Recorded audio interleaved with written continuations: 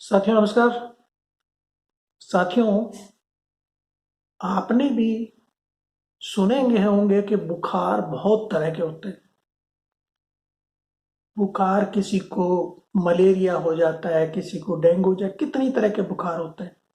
लेकिन एक एक और बुखार होता है जो केवल बागबानी के शौकीन लोगों को होता है, और वो बुखार है बसंती बुखार, स्प्रिंग फीवर, जिसके ऊपर आज हम बात करेंगे कि ये कैसे ठीक होगा।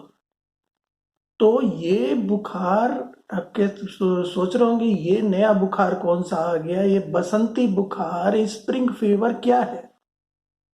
कि सामान्यतः बागबानी के शौकीनों के अंदर एक जिज्ञासा उत्पन्न होती है कि जैसे ही हमारी ठंड खत्म होती है, जो जिसको कहते हैं चिल कोल्ड खत्म होती है, तो इनको ये बुखार चढ़ जाता है।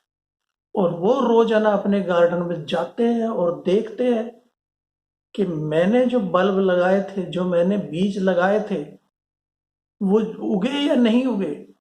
वो मिट्टी के अंदर जीवन तलाशना शुरू कर देता है।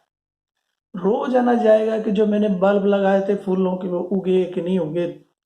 फोटो देखेंगे दूसरे की गार्डन की, और फिर ये लगेंगे कि यार मेरे गार्डन में अभी तक फूल क्यों नहीं आए। तो मेरे भी गार्डन में बहुत सारे फूल इस समय खिल रहे हैं, और वो उसी फीवर का परिणाम है, जिसमें मेरे यहाँ पे डहेलिया, पेंजी, पिटोनिया, इस तरह के बहुत सारे जो अर्ली ब्लूमिंग फ्लावर्स हैं वो आ रहे हैं। तो ये हम कैसे जल्दी से जल्दी प्राप्त कर सकते हैं, इसकी टेक्निक, इसके टिप्स में आज और इसके ट्रिक्स में आपको कुछ बताऊंगा कि इसमें सबसे पहले हमें करना क्या है। कि हमारे जो बल्ब्स हैं, जो हमने पिछले साल के सुरक्षित लाए रखे हैं या हमने आपकी परचेज किए हैं, उनको जैसे ही हमारी चिल कोल्ड खत्म होती है, ठंडी एकदम ठंड खत्म होती है, हमें लगा देना चाहिए। और उनको, क्योंकि ये फ्लावरिंग प्लांट्स हैं, इनको, इनकी जो ये हैवी फीडर होते हैं, इनको ज्यादा फूल चाहिए, तो आपको इनको अपने गमले में humus rich well drain soil देनी चाहिए। बल्बों को ऐसी सॉइल में लगाना चाहिए जो वेल ड्रेन्ड हो, जिससे कि बल्ब अगर पानी लगाए, पानी रुके ना। अगर पानी रुका तो बल्ब में रूट रॉट हो जाएगी, जो सड़न हो जाएगी। और वेल ड्रेन्ड होगी तो वो पानी नीचे लग जाए, निकल जाएगा। तो और ह्यूमस रिच होना चाहिए, कंपोस्ट उसमें अच्छी खासी हो, क्योंकि इनको ज़्यादा फर्टिलाइजर की जरूरत पड़ेगी बाद में। तो दूसरा, इसके अलावा जैसे ही ये हमने कर दिया, हाँ, ये बात आती है शेड में रखें कि धूप में रखें। दोनों में चल जाते हैं आप। इनको चाहे शेड में रखिए, पार्शियल शेड में रखिए, सनलाइट में रखिए, दोनों में चल जाएंगे। इसके अलावा हमें ध्यान रखना है इसके मेन फर्टिलाइजर का। तो इसमें जब हमने well rich, humus rich well drain soil ले ली और हमने इनको लगा दिया, उसके बाद हमें फूल आने तक हमें मंथ में फोर्टनाइटली, मतलब मंथ में 2 बार फोर्टनाइटली इनको लिक्विड फर्टिलाइजर देना है। तो लिक्विड फर्टिलाइजर में ऑर्गेनिक भी दे सकते हैं और रासायनिक भी हम दे सकते हैं। तो ऑर्गेनिक में ये है कि वर्मी कंपोस्ट हमारा है या कंपोस्ट है, उसको भिगो कर रख दीजिए, पानी में रख दीजिए, उसको घोल बना लीजिए और अगले दिन उसको छान कर इसको पानी को दे दीजिए। तो वो अच्छा लिक्विड का, ये फोर्टनाइटली हमें काम करना है, माह में 2 बार ये काम करना है। और माह में साथ ही कि हमें पानी का क्या करना है कि सप्ताह में 2 बार पानी का देना है। बस ये देख लें जब मिट्टी सूख जाए तो पानी दे दे। और पानी भी हमें मॉर्निंग में या इवनिंग में, सुबह शाम पानी सप्ताह में 2 बार देना है। तो ये हो गया हमारा पानी से संबंधित। और उर्वरक में ह्यूमस रिच सॉइल और लिक्विड फर्टिलाइजर फोर्टनाइट नहीं देना। और ऑर्गेनिक में हम वर्मी कंपोस्ट या हमारा जो कंपोस्ट होता है, F5 होता है, जो सड़ी हुई गोबर की खाद होती है, उसको लिक्विड बना के हम रासायनिक में हमें ऐसा उर्वरक देना है जिसमें फास्फोरस ज़्यादा हो।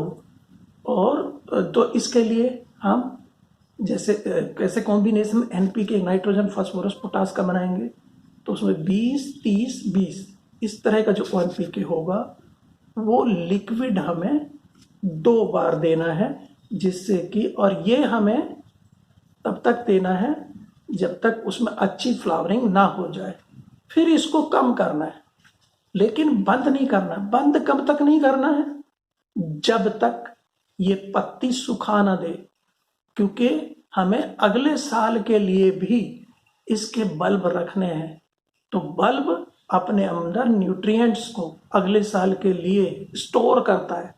तो ये अपने आप जब फूल गिरा देंगे, पत्तियां गिरा देंगे, सूख जाएंगे, तब तक हमें फर्टिलाइजर, इनको लिक्विड फर्टिलाइजर इनके गमले में देना है। और एक चीज ये ध्यान रखनी है कि फिर ये होता है कि हम इन बल्ब को, जब हमने फूल आ गए हमारे, इन बल्ब को कहाँ रखना है? तो इन बल्ब को हमें निकाल के घर में फ्रीजर में रखने को मैं नहीं कहूँगा। हमें ऐसा स्थान, जैसे घर के अंदर बेसमेंट होता है ना, बेसमेंट वो सबसे बेस्ट जगह है उन बल्ब को रखने की। तो बेसमेंट में हमें इनको बल्ब को रखना चाहिए। इसके अलावा हम ये भी कर सकते हैं कि उन बल्ब को उन्हीं गमलों में छोड़ दें, तो ये आराम से हो जाते हैं। सिर्फ एक डहेलिया वाला जो पौधा है वो थोड़ा ठंड से घबराता है, उसको हमें ठंड से बचाना होता है। तो ये हमें शुरू से लेके आखिर तक इसके फर्टिलाइजर के बारे में मैंने बताया और पानी के बारे में बताया कि हमें पानी में सॉक एंड ड्राई वाला मेथड अपनाना है। जब मिट्टी सूख जाए ऊपर की, तो उसको देख ले सूख गई, पानी दे दीजिए। तो ये हमें टेक्निक पानी के लिए अपनानी है। हमें ह्यूमस रिच सॉइल देनी है, हमें लिक्विड फर्टिलाइजर देना है। हम जब फ्लावर पूरे हो जाए तो हमें उसको बेसमेंट में रखना है।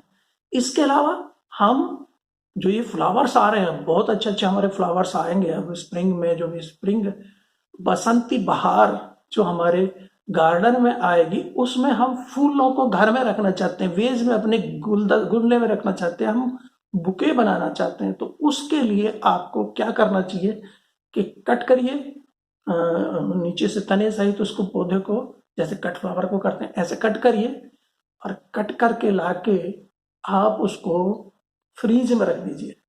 तो जो वो बहुत तेजी से उसका पानी उड़ता है ना, तो अभी ताजा ताजा हम लेके आए, फ्रिज में रख दिया हमने एक रात के लिए, आज रहे कल तक रख दिया।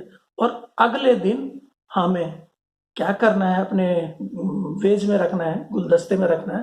तो उसमें हम 3 चम्मच चीनी, 2 चम्मच व्हाइट विनेगर और 1 क्वार्टर पानी, इन तीनों को उसमें डाल दीजिए। तो चीनी उसको नरिश करेगी, फ्लावर को उसको पोषण देगी, और विनेगर इसकी बैक्टीरियल फंगल ग्रोथ को रोकेगा। तो इस तरह हम रख सकते हैं। तो आपको 10-15 दिन तक ये फूल आपके वेज में, आपके गुलदस्ते खिलते रहेंगे, आपके गुलदस्ते में ये खिलते रहेंगे। तो आप इस तरह करके हम इन फ्लावर्स के साथ कर सकते हैं। मेरे यहाँ पे अभी बहुत सारे फूल, जैसे डहेलिया है, पेंजी है, पिटोनिया है, आइस प्लांट है, ये बहुत सारे खिल रहे हैं। और एक तरह से वो बसंती बहार जिसको हम कह रहे हैं, उसकी शुरुआत हो चुकी है। और एक चीज और मैं बता दूं, ये जो फूल है हमारे, ये जो हमारे बसंत से शुरू होते हैं और ये बरसात तक जाते हैं। तो हमें इनको लंबे चलाने के लिए हमें ये 2-3 चीजें करनी ही होती हैं। ज्यादा हीट से बचाना है बस, डायरेक्ट हीट इन पे, डायरेक्ट इन सनलाइट इन पे नहीं पड़नी चाहिए। पार्शियल शेड और धूप भी चाहिए, ये भी ऐसे कि धूप भी उसको मिलती रहे और डायरेक्ट ना पड़े सनलाइट। हीट, बहुत ज़्यादा हीट उसको सहन नहीं कर पाएंगे। तो इस तरह हमें इनको बचाना है। तो हमारा 3 चीज़ों जो SMS है, SMS मतलब हमारा सॉइल मिक्सचर, दूसरा हमारा जो मॉइस्चर, सॉइल हमारा मिक्सचर हो गया, और फिर हमारा मॉइस्चर मतलब वाटरिंग, और तीसरा सनलाइट। इन तीन का चीज़ अगर हम ध्यान रखें कि हमारी मिट्टी कैसी हो, हमारा सनलाइट उसको कैसी मिले, और उसमें मॉइस्चर कैसा हो, इन तीन चीज का बस एसएमएस का आप ध्यान रखिए, आपके गार्डन में बसंती बहार बनी रहेगी बहुत लंबे समय तक। तो ये कुछ इंपॉर्टेंट टिप्स मैंने बताए जो हमारे स्प्रिंग फीवर जो है हमारे उसको उतारने के लिए। ये तीन दवाइयाँ, ये तीन टॉनिक इस्तेमाल करिए, आपका स्प्रिंग फीवर कुछ कम हो जाएगा। थैंक यू, नमस्कार।